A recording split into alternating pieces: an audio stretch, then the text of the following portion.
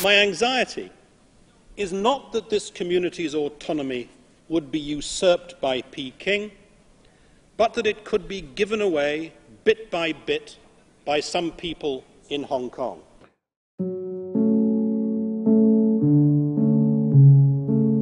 It's a quisling government. We all know that Hong Kong's actually run from Beijing now, putting the destiny of a sophisticated international city, an international trading hub, in the hands of a policeman with very authoritarian instincts is an extremely bad idea. Do you think he actually understands the capital markets in Hong Kong, or how to attract investment rather than deter it, or how to continue to guarantee the rule of law so that Hong Kong is a widely respected international centre still? Do you think he understands those things? Not for a second. What he understands is the instructions he gets from Beijing. Hong Kong's civil service has always been so good, but now inevitably it will have to operate within the with handcuffs on, the handcuffs presented by the not very successful policemen who run Hong Kong. I feel very sorry for them. The civil servants who worked for me until 1997 were the best civil servants I've ever had working for me. They were outstandingly good, and they deserved every penny they got. I hope that some of the values which they represented often very bravely and with considerable integrity, can survive being choked by the police officers who've taken over. It's now time for Hong Kong people to run Hong Kong, and I'm sure you'll make an extremely good job of it.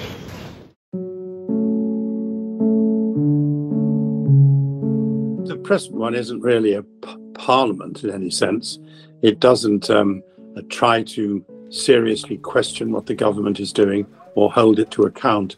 Indeed, when some Democrats tried to guarantee through a series of elections that they could put forward the candidates most likely to win seats in the parliament, in the legislature, they were locked up, and some of them are still locked up for daring to suggest that it was the job of a parliament occasionally to reject what the executive was trying to do. That's the whole point of a parliament.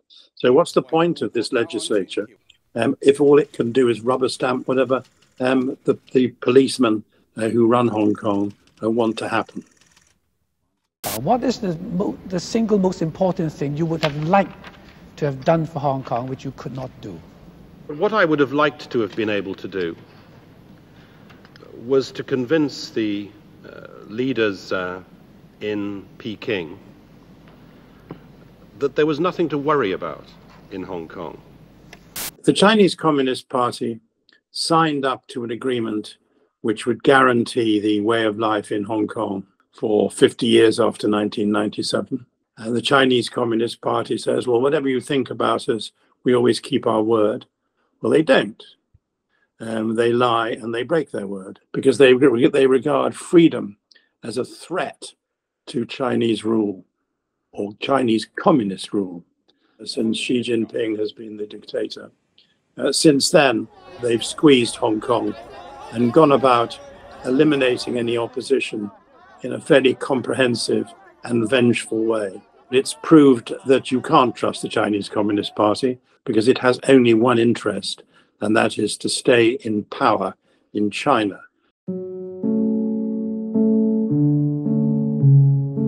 There was an account run by the Hong Kong ETO of quite a substantial amount of money being directed by one of their officials in order to conduct surveillance and spying operations against Hong Kong diaspora citizens in this country, in Britain.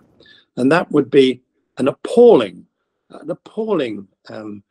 charge if it's proved to be true. If it's really the case that somebody working for the Hong Kong government has at the same time as using diplomatic immunity and diplomatic privileges has been spying on Hong Kong citizens who are living in Britain now, that would be an absolute disgrace. And it would, of course, undermine what I'm sure is an important role in promoting Hong Kong's exports and Hong Kong's industry and Hong Kong's investment around the world. The Quislings are trying to check on them, find out what they're doing in these acts of surveillance, and even trying to frighten them by claiming that Hong Kong's security law can apply to them too and to other people in this country. It's an appalling effort to use extrajudicial authority, which doesn't exist, in order to terrorize people.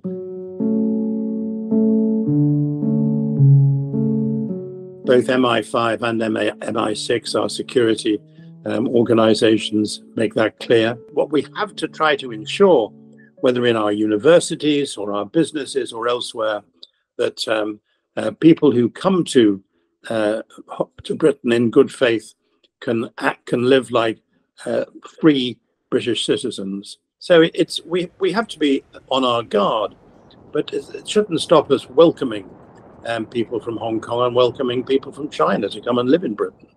The story that I heard and again was from people who said how sad it had been for them to leave Hong Kong. And they were all families of people who'd originally been refugees from communism in China, had found a safe haven in Hong Kong, and now found that that safe haven was being destroyed by the Chinese Communist Party, which their families had left in the first place. They said it was sad to have left. They were really sad to have left members of their family, to have left their friends, as so many of them had, to have left their jobs. But they said again and again and again, they'd left because they wanted to bring up their children in freedom. And that's a very, very powerful message.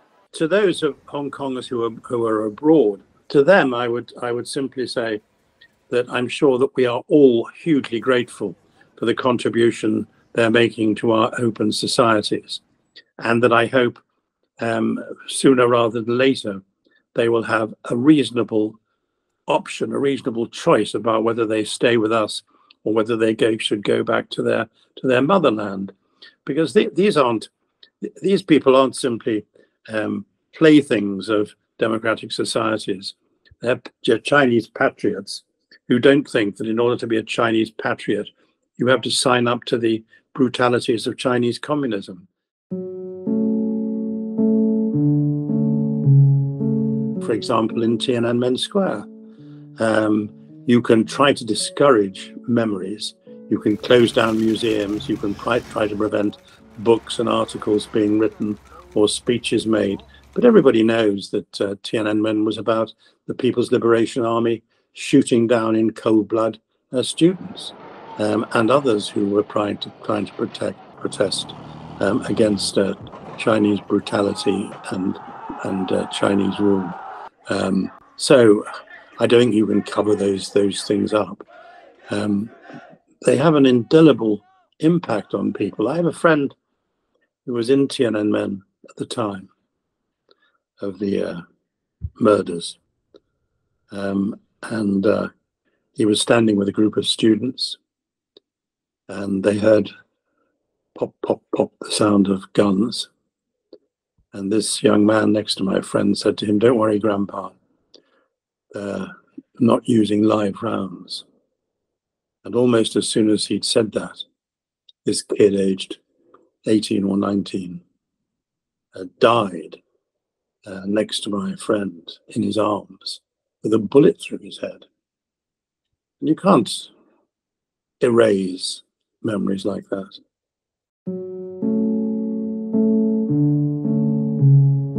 I think it's quite difficult, except to say that perhaps we should have started giving Hong Kong more say in its own affairs rather earlier.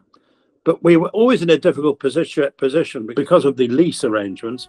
Hong Kong was always going to go back to Chinese sovereignty, Chinese communist sovereignty.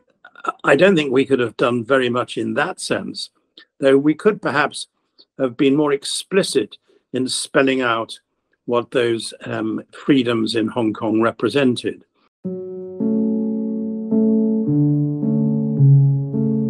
I think we had no alternative but that Hong Kong should go back, but it made it more important that we continued to assert the freedoms which Hong Kong had been promised, and they didn't include being shot if they tried to exercise those freedoms.